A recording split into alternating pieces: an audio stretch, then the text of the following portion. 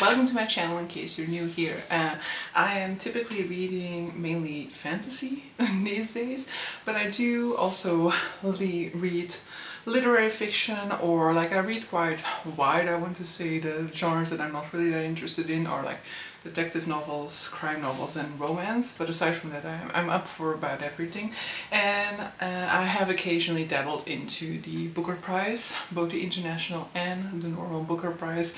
A few years ago I read the entire longlist, and my intention for this year is to do the same. Now I'm about to look at what has made it into the longlist for 2025, and let me already speak with two words, because if there's something in there that really doesn't appeal to me at all, I do allow myself the opportunity to say no to it. I might still change my mind, because I think I'll tackle the long list like 3 books at a time across the coming 4 months.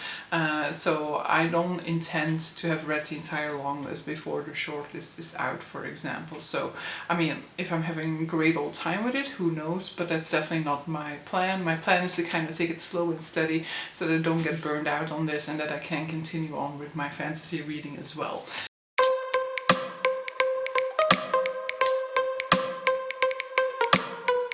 Now, if you're here for sort of like in-depth reaction to a long list, then that's also not what this video is going to be.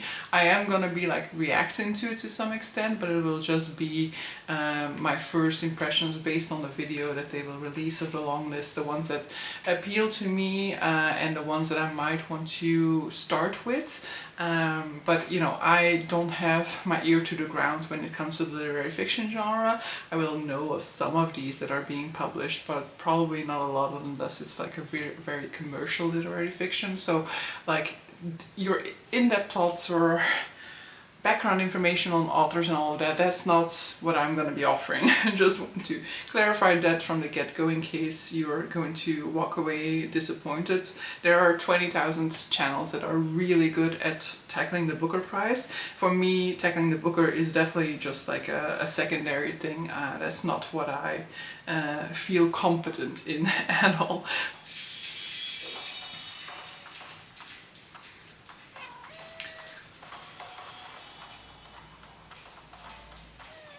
I can already tell you that like the first 3 titles, no idea who they are, like what it is, who they're from. I've watched like a few videos predicting what was going to be on the long list, and it isn't ringing a bell, which can be really interesting. But I think that I'll definitely have to do some research after having seen this video to see what these books are actually about. But I felt like they used to have like, or in other years, they had like a video that really kind of like talked more in depth about these. Maybe that was only for the shortlist. Fitzcarraldo. Okay, Flashlight by Susan Choi, I know. I've heard of The Loneliness of Sonia and Sunny. Audition by Katie Kitamura was also assumed.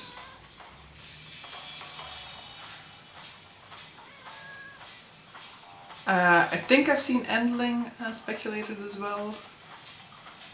Flesh, yes.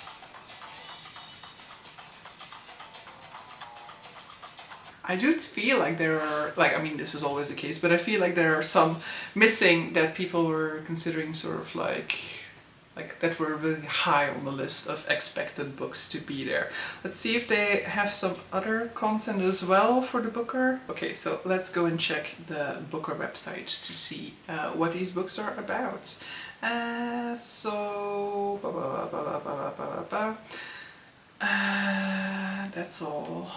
Boring, boring, boring. Okay, so the Booker Dozen features 5 British authors while also encapsulating a vast range of global experiences.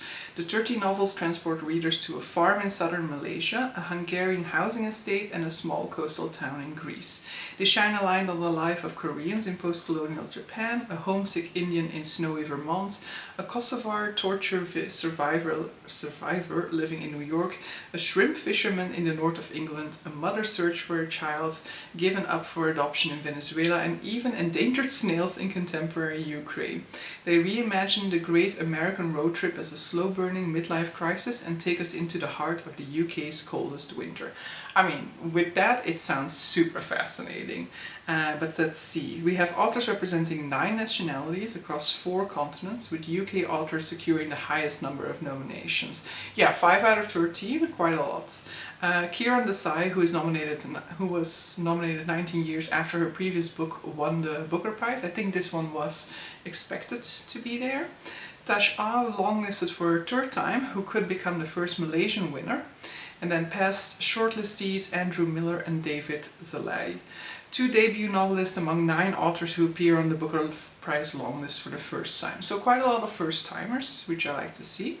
First novel from an opera librettist. Okay. And the 12th from a former professional basketball player. A book that first garnered acclaim as a short story, and one that is the first in a proposed quartet.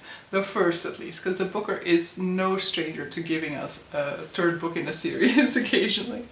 3 titles from independent publisher Faber, and a first Booker longlisted for Fitzcarraldo. Is this the first for Fitzcarraldo? Because I was not surprised to see Fitzcarraldo on there. Is this just like International Booker that has Fitzcarraldo editions then? Yeah, so it says, and a first Booker longlisting for Fitzcarraldo edition to add to its 16 International Booker Prize nominations. Yeah, when I saw the Fitzcarraldo edition, I was just like, oh yeah, of course, a Fitzcarraldo. And the novels that are alive with great characters and narrative surprises which examine the past and poke at our shaky presents. Okay, I do think, so here it also talks a little bit more about like the division. So 7 women and 6 men, so quite divided this time. As we said, 5 authors from British identity. And then it said somewhere here like what the longest one was. I saw it when I was scrolling through and now I don't see it anymore. Yeah, the longest book is The Loneliness of Sonia and Sunny. I do believe that that one is only coming out in September, so I cannot read that one yet. So that is at over 650 pages, which is quite long indeed. And the shortest is Universality by Natasha Brown, which is 156 pages. Okay, so I guess we'll just have to go through all of these separately. Love Forms by Claire Adam. Mother searches for the daughter she left behind a lifetime ago. So this is a story about a woman who gave up her child for adoption and like carries that with her for like every day of her life, and then is contacted 40 years later by somebody who claims to be her daughter. Could be good, of course, but it's like definitely not the first thing to draw my attention, definitely not something that I want to prioritize on the list, and something that I would probably not pick up if it weren't for this list. Then we have The South by Tash Au. A radiant novel about family, desire and what we inherit, and the longing that blooms between 2 boys over the course of 1 summer. So this is the book that's going to be the first in a quartet, and so seems to just be what that first description said it was, an intimate portrayal of the blossoming relationship between 2 boys set against a sort of like declining rural background, it seems. And it says here like a story of what happens when private and public lives collide. I do like the queerness of it, I do like a queer story in there. Story-wise, it doesn't tell us much, of course, it's going to be very zoomed in, so also not something that is like immediately calling to my attention. If I were, like, it's a book that I would probably check out if I was hearing a lot of good things about it, but it's not something that, like, when basically off of the reading that synopsis, it's not a book that I would automatically pick up. Universality by Natasha Brown. A twisty, slippery descent into the rhetoric of truth and power. Is this the one that was the shortest one, right? So this one is interesting in the sense that it's about an investigation into a murder where a Yorkshire man is bludgeoned to death with a gold bar. But it seems to be more about the aftermath of her article about this. And it says at the end, like, through a voyeuristic lens, we focus on words, what we say, how we say it, and what we really mean. And that intrigues me because, first of all, that's a thematic that really interests me, the power of words and of language and the way you phrase things.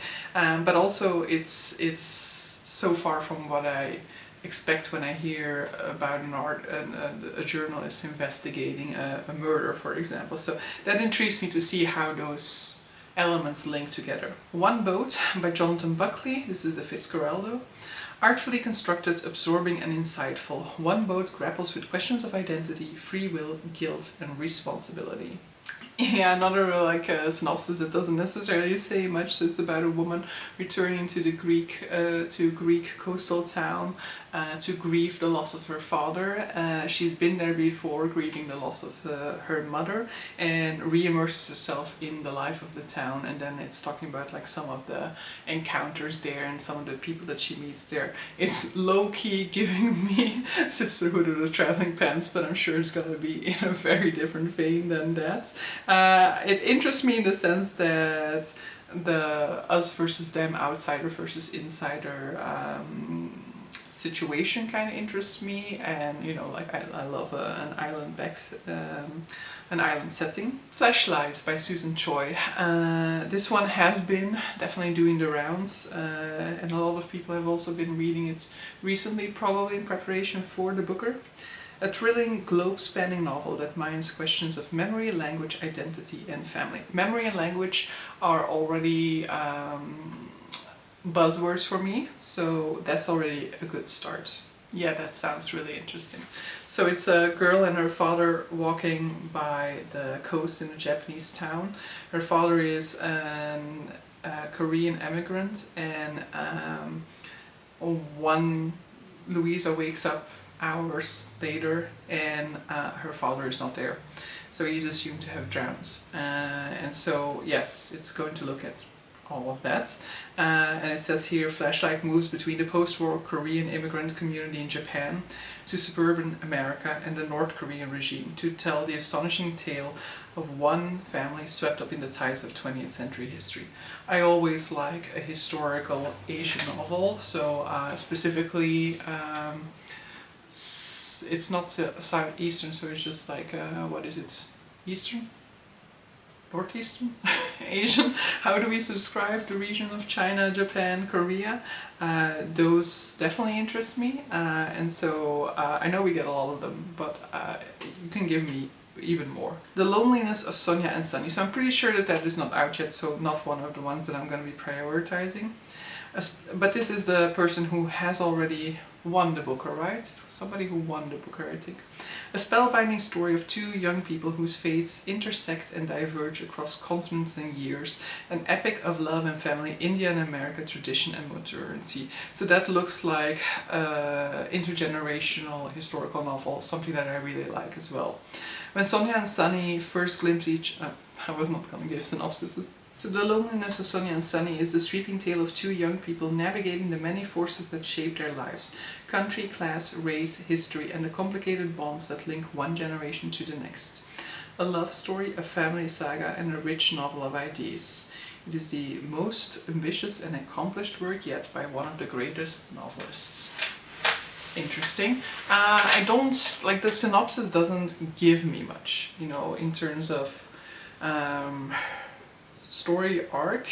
I do like that it's like a couple who their parents have tried to matchmake them to one another, that it kind of driven them further apart, even though, you know, they had had this initial appeal to one another. The meddling of families kind of made them probably like rebel against the idea of being together, so I do like that, and then them seeing each other now again after having spent so many years apart. But aside from that, I cannot fully infer much of what the story is going to be about, but definitely one that I would be more than willing to give a go.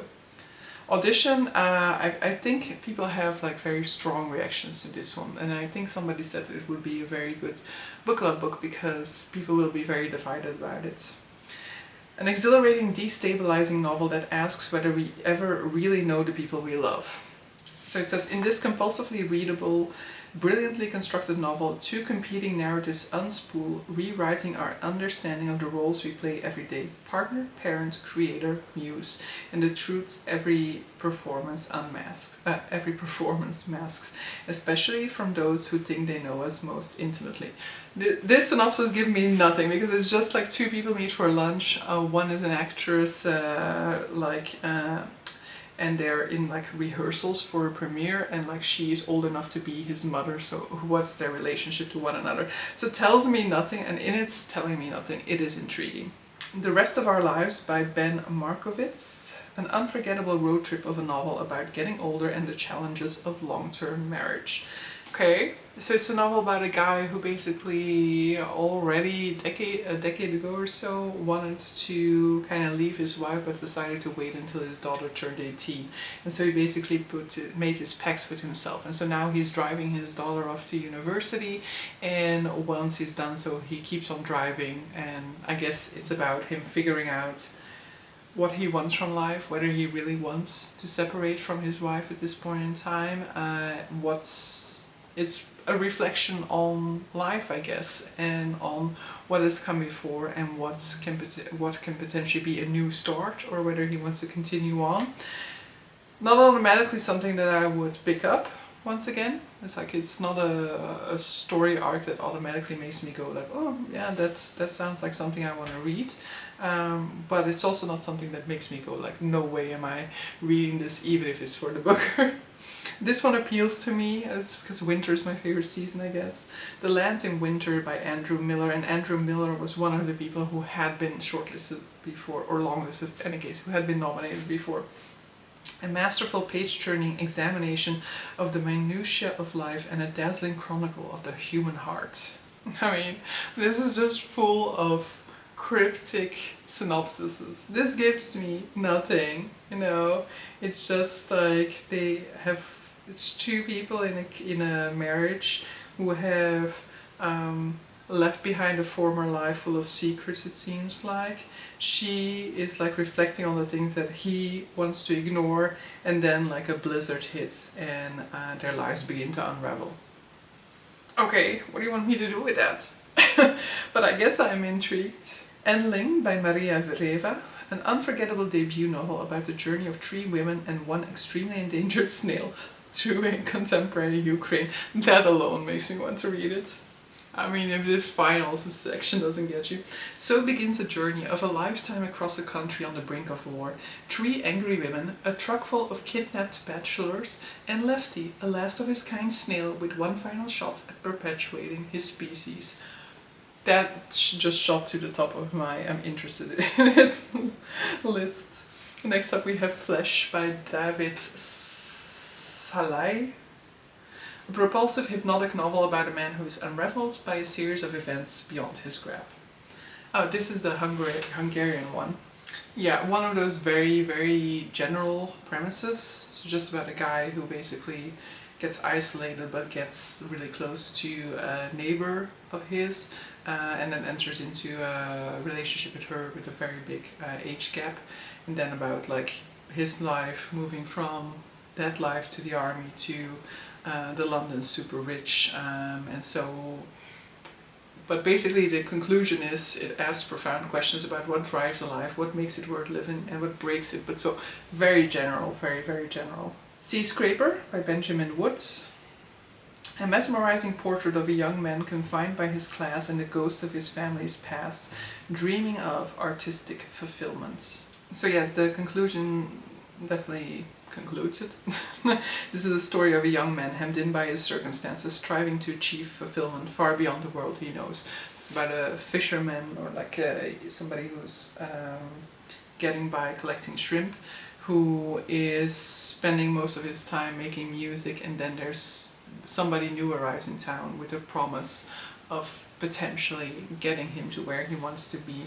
I do think I like that sort of like concept of like characters who are kind of stuck in a certain way of life because, you know, their family has always been in that or this or that business, and then trying to break out of that. That does interest me. And then the final one, Misinterpretation by Lydia Shoga. Not entirely sure that that's how you pronounce that. A ruminative debut novel that interrogates the darker legacies of family and country and the boundary between compassion and self-preservation. Okay, that interests me for reasons that have to do with my recent trip. So it's about somebody who is either like half Albanian or she was born in Albania and moved to the US. In any case, she takes on a client who is a Kosovar torture survivor, and so gives him therapy against sort of like the caution from her husband. And soon this kind of triggers memories in her own back into her own past, and she basically makes some ill-fated decisions, ends up revisiting her mother in Albania, and the contrast between her life now and the life that her mother is leading there lead to uncomfortable realizations and things like that. But so I've just been to the Balkans, I've just been to Albania, and while I didn't go to Kosovo, I did go to quite a lot of other Balkan countries who also had to deal with conflict with Serbia in the falling apart of the Yugoslavian Empire. And Albania itself also had a gruesome period in the 90s, I think it was, where there was this repressive society that was basically torturing people there as well. And so there have been some very harrowing stories that we've read about in these, or heard talk about in these countries, that have made me really interested in the history of this region. And so this book therefore appeals to me because it is something that I've wanted to kind of explore in the years to come, that is now coming my way in the form of the Booker. So I would say out of the, are there actually 13? Yeah, 13. Out of the 13 nominated ones, the ones that like mainly appeal to me is then that Flashlights, Endling, that was the one with the snail, right? And Misinterpretation, I guess, right? Yeah, I think I would say that those three interest me the most on like a first investigation, first look at what they're about, just based off of nothing else than the synopsis. But over the course of the coming few days, there are definitely going to be a lot of videos coming out about the long list that will give me a little bit more of an insight of people's thoughts and feelings about them. People who've already read some of the books will give their opinions as well. For the month of August, I am planning to read 3 books off of the Booker Prize, and I will have a video come out with a vlog on those. It is potentially just going to be the 3 shortest because I have a whole lot of pages already on my August TBR, so that would be a reasonable choice. So I don't think I can put the longest one on there. Like, what was the longest one? It was like the Loneliness of Sonia and Sunny. That also sounded really interesting. That definitely not, and I think Flashlight is actually also on the longer side, so probably not those. But I think I can definitely go for like the longest one, the shortest one I mean, the Universality. Definitely also sounded interesting. Definitely want to look up the length of Endling because that just sounded really interesting. And then maybe the Katie Kitamura one, for some reason I think that one is also more on the shorter side, because I have seen that one around. Maybe I'm just like misremembering the size of it, so potentially those can be sort of like good candidates for the first 3 books that I'm gonna tackle. But yeah, you'll see that when my Booker vlog comes around. Just wanted to give like a sort of like first reaction, you know, in case it interests anybody, because as indicated, and as will have been clear by now if you're still here, I don't know much about these books, so it's very much a more sort of like the layman's interpretation of the Booker Prize. Somebody who knows nothing about the books or the politics behind it and the publishing houses and all of that. I don't know much about the industry, let's say it like that, and I don't follow literary fiction anymore in that high of a level to know what is out there, what people are reading, what people are reacting to, what people are enjoying. So this is just my first impression of these books, and I hope to get back to you guys throughout the coming months with a few Booker related videos in order to give you guys my appreciating of these books, my interpretation, like how I've been feeling about them, which books I would recommend, which ones I think are really worthwhile, potentially also from the perspective of like, if you don't read a ton of literary fiction, which ones are accessible, first of all, and which ones, you know, I would highly recommend you try out in case you have an interest in the book but are just a little bit more hesitant to dive into literary fiction as a genre. So yeah, subscribe if you want that content, and yeah, as indicated, I'm mainly a fantasy reading, so most of the videos in between will deal with fantasy literature, but I am planning to put some Booker videos out there. But so yeah, with that, I hope you guys enjoyed this video and see you guys for the next one. Bye!